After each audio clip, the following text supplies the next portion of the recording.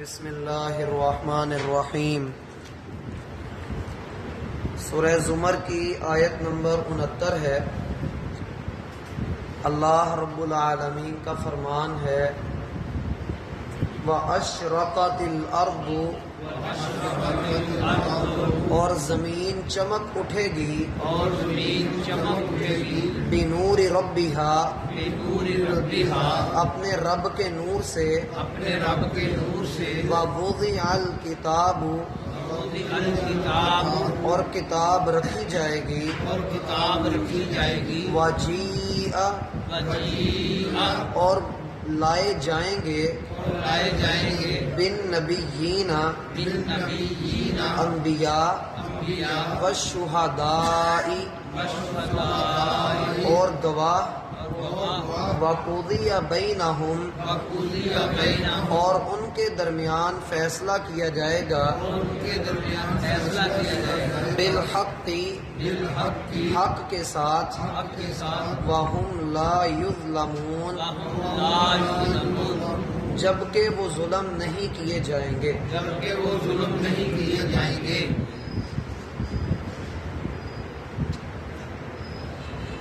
احباب گرامی، قیامت کے بعض مناظر کی طرف اللہ تعالی انسان کی رہنمائی کر رہے ہیں، اور یہ تصور کروایا جا رہا ہے کہ گویا انسان قیامت کو دیکھ رہا ہے، قیامت قائم ہو چکی ہے، زمین و آسمان میں جو کوئی بھی ہے وہ اللہ کے حکم سے اللہ کے سامنے اپنا حساب دینے کے لیے کھڑا ہے۔ آیت نمبر 69 کے آغاز میں عقیدے کی ایک بڑی بات اور قیامت کے ایک بہت عظیم منظر کی طرف اشارہ ہے۔ فرمایا وَأَشْرَقَتِ الْأَرْضُ بِنُورِ رَبِّهَا، کل قیامت کے دن زمین اپنے رب کے نور سے روشن ہو جائے گی، جگمگا اٹھے گی۔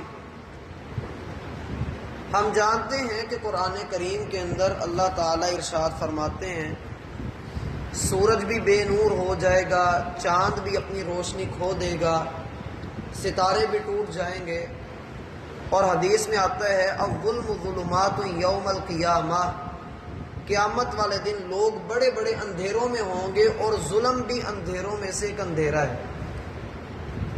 روشنی صرف ان لوگوں کے پاس ہوگی جو دنیا میں وضو کرتے رہے، اللہ کی بندگی کرتے رہے۔ جب لوگ تاریکی میں، اندھیرے میں ڈوبے ہوئے ہوں گے، پھر اللہ تعالیٰ اپنے نور کی تجلی فرمائے گا، جس کی وجہ سے ہر طرف روشنی پھیل جائے گی۔ اول یہ بات سمجھ لیجئے کہ جس زمین پر ہم رہ رہے ہیں، قیامت والے دن یہ زمین تباہ کر دی جائے گی، ختم کر دی جائے گی۔ اللہ تعالیٰ فرماتے ہیں اذا السماء انشقت، جب آسمان پھٹ جائے گا، وَإِذَا الْأَرْضُ مُدَّتْ، اور زمین پھیلا دی جائے گی۔ اس کی تشریح 16ویں پارے میں اللہ تعالیٰ فرماتے ہیں وَيَسْأَلُونَكَ عَنِ الْجِبَالِ، لوگ آپ سے پہاڑوں کے بارے میں سوال کرتے ہیں، فَقُلْ يَنْسِفُهَا رَبِّي نَسْفًا، ان کو کہیے کہ رب ان کا صفایا کر دے گا، فَيَذَرُهَا قَاعًا صَفْصَفًا لَا تَرَى فِيهَا عِوَجًا وَلَا أَمْتًا، رب ان کو کوٹ کوٹ کر زمین کے اوپر اس قدر پھیلا دے گا کہ زمین پر نہ کوئی گڑھا باقی رہے گا، نہ کوئی اونچی جگہ باقی رہے گا۔ اور سورہ ابراہیم میں اللہ تعالیٰ فرماتے ہیں یوم تبدل الارض غیر الارض والسماوات، جس دن اللہ اس زمین کو اس کے علاوہ زمین میں بدل ڈالے گا، اور آسمانوں کو بھی بدل دیا جائے گا، اور وہ زمین کس کیفیت میں ہوگی؟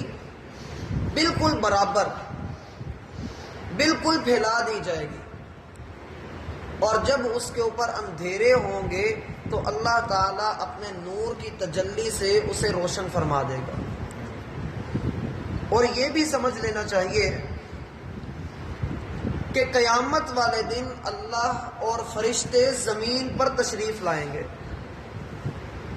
بعض لوگ جو قرآن کی ان آیات کو نہیں مانتے، تعویل کرتے ہیں یا ان کا اپنی مرضی سے کوئی مطلب نکالتے ہیں، وہ اس بات کا انکار کرتے ہیں کہ نعوذ باللہ اللہ کوئی نیا کام بھی کر سکتا ہے۔ مثلا اللہ تعالیٰ قرآن میں ارشاد فرمائے کہ یقیناً اللہ نے اس عورت کی پکار کو سن لیا جو اپنے شوہر کی شکایت محمد صلی اللہ علیہ وآلہ وسلم کے پاس آ کر رہی تھی۔ یہ پکار اللہ تعالیٰ نے سنی اس وقت جب اس عورت نے اللہ کو پکارا۔ جو ملحد لوگ ہیں، جو اللہ تعالیٰ کی صفات کا انکار کرتے ہیں، وہ کہتے ہیں اللہ سن نہیں سکتا، نعوذ باللہ، کیونکہ یہ ایک نیا کام ہے۔ حالانکہ قرآن یہ کہتا ہے کل یوم ہوا فی شأن، اللہ ہر لمحے میں اپنی شان کے ساتھ اضافہ کر رہا ہے، اپنی شان میں وہ بلند ہے۔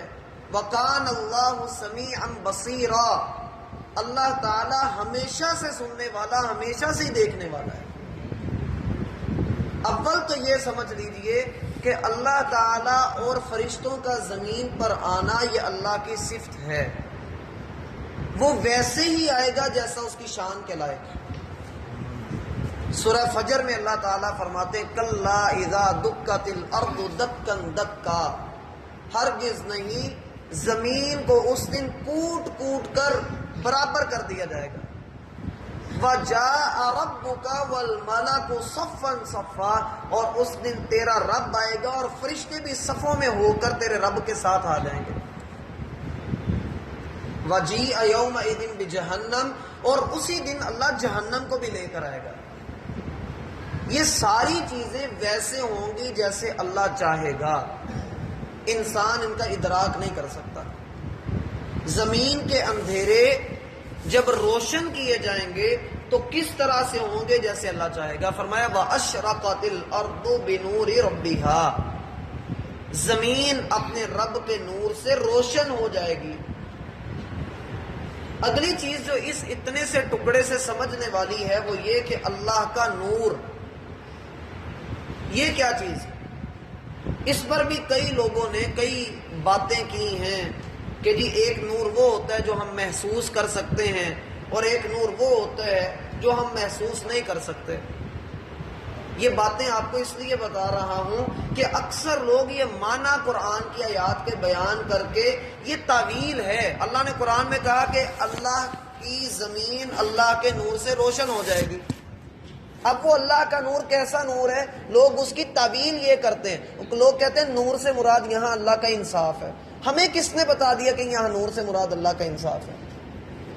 اگر اللہ تعالیٰ نے یہاں پر اپنے انصاف کی بات ہی کرنی ہوتی تو اللہ فرماتے ہیں وَأَشْرَقَتِ الْأَرْضُ بِعَدْلِ رَبِّهَا، کہ زمین اپنے رب کے انصاف سے روشن ہو گئی، لیکن اللہ نے لفظ نور استعمال کیا ہے۔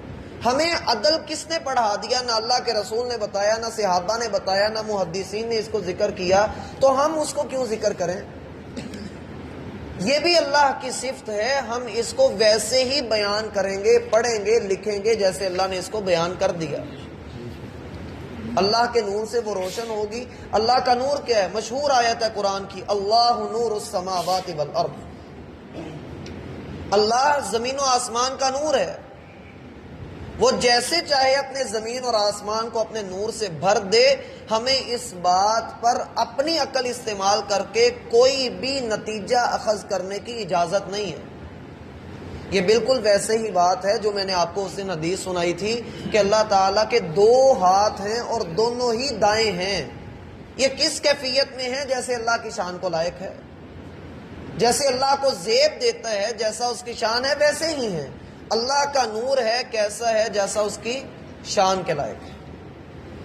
اور زمین اسی طرح سے ہی روشن ہوگی جیسے اللہ تعالیٰ چاہے گا۔ یہ عقیدے کی بات ہمہ وقت ذہن میں رکھیے۔ وَأَشْرَقَتِ الْأَرْضُ بِنُورِ رَبِّهَا، کہ زمین تیرے رب کے نور سے روشن ہو جائے گی۔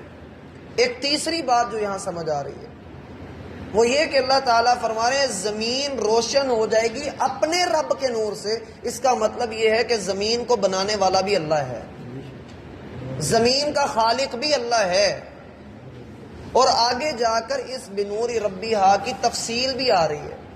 جو لفظ شہداء آپ اس آیت میں دیکھ رہے ہیں وہ اصل میں اشارہ ہے زمین کی طرف، کہ زمین بطور گواہ کل قیامت والے دن اللہ کے حضور پیش کی جائے گی، اور زمین بول بول کر گواہی دے گی کہ اس انسان نے یہ کیا اور اس نے یہ کیا۔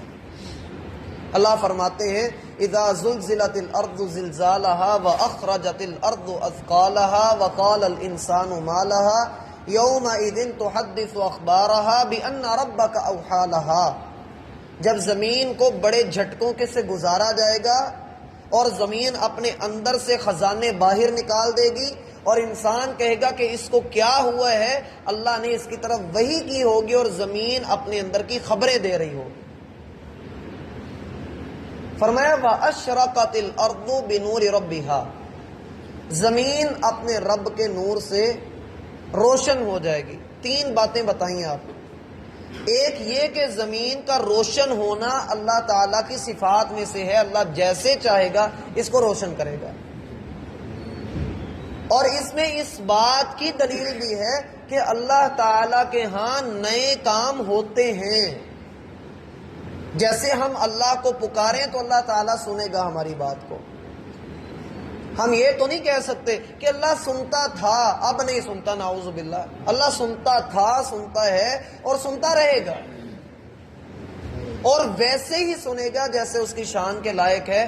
اگر بندہ بول کر نہ بھی بتائے تب بھی اللہ سنتا ہے۔